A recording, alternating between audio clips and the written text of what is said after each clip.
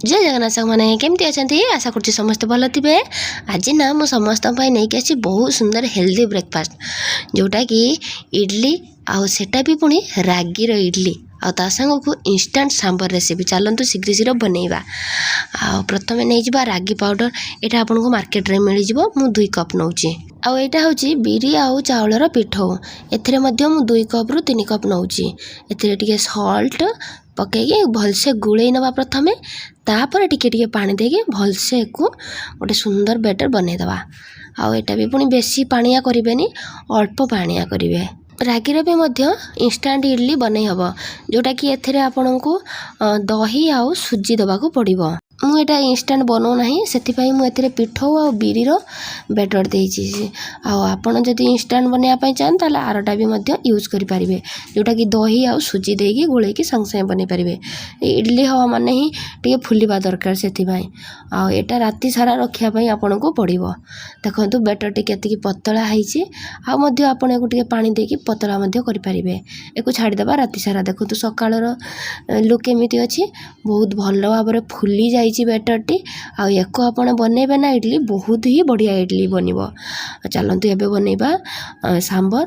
प्रथमे नहीं जा सोरिष तेल चॉप अनियन जीरा आ करी लिव्स आउ टिके लंका सुखिला लंका मु एथिरे 2टी डाली मिसाऊँगी जोटा कि तूर आउ मूंग डाल। आपण पाखरे जो भली वेजिटेबल्स थी आपन से भली यूज करेंगे आपण पसंद रे।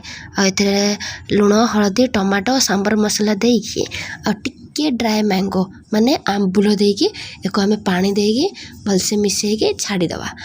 बस 2 ରୁ 3 सीटी ही बहुत हम इंस्टांट सांबर सांगे सांगे ही बनीज। आप थे निश्चित भाव में ट्राए करेंगे। लास्ट टिके गुंड करके नड़िया काटिके पकईदे आहरी बढ़िया लगे। एक तड़का दवा को आवश्यकता पड़ोनी। एबे बनइबा इडली। इडली बनइबा पूर्व प्रथम टिके घी अप्लाई करदबा। घी अप्लाई करदेले कौन हम एथिरे जल्दी जल्दी जो इडली आपन बनई सारा पर बाहर जीव एथिरे भी लागबनी जमारू। देखंतु धीरे धीरे याद आम बैटर भरीदबा। बहुत बैटर देबेनी। बहुत बैटर देले से पचरा पचरा हम भल हेनी। सेकेंड पार्ट रे भी मध्य टिके घी देबे बेसी घी देबेनी अल्प घी देले ही ऑटोमेटिकली से आपे बाहर आसीबो। आजिर सुंदर ब्रेकफास्ट रेसिपी आपको जदि भल लगी निश्चित भाव में सुंदर कमेंट लाइक शेयर करेंगे। आदि आप प्रथम थर मो चैनल आसीथिबे ताले लाइक सब्सक्राइब करेंगे आउ फॉलो मध्य करेंगे। मु आपनको अनुरोध करि मु तो आपको बाध्य करि जदि आपको भल लगी निश्चित भाव में आपन फीडबैक देबे। एक कवर करदेबे। देखंतु 10 मिनट पर केमती हो जाइए केते सुंदर फुली जाइए इडली। एक आपन धीरे बाहर करदेबे बाहर को आउ किछि समय बस 2 मिनट छाड़देबे। 2 मिनट पर ही आपन को काढ़े। 2 मिनट पर रिजल्ट आपन देखले ना निजे भी आश्चर्य होइजिबे कहीं इडली लगी जाए। देखंतु इडली जमा भी लागबनी केते सुंदर बाहरी जाउची आपन देखि पारुथबे। आपन को आगर रिजल्ट अछि आपन एमिति निश्चित भाव में ट्राई करेंगे।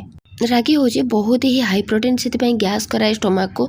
आपड़ एमती पिठौरे गोलेकी इडली करके खाइबे जोटा कि मांडिया एक्चुअली कहते रागी नुह। हाई प्रोटीन ब्रेकफास्ट आपको केमती लगे निश्चित कहे। साथ में मुझे नड़िया चटनी आ साउथ इंडियन स्टाइल आउ सांबर सहित एंजॉय करंतु।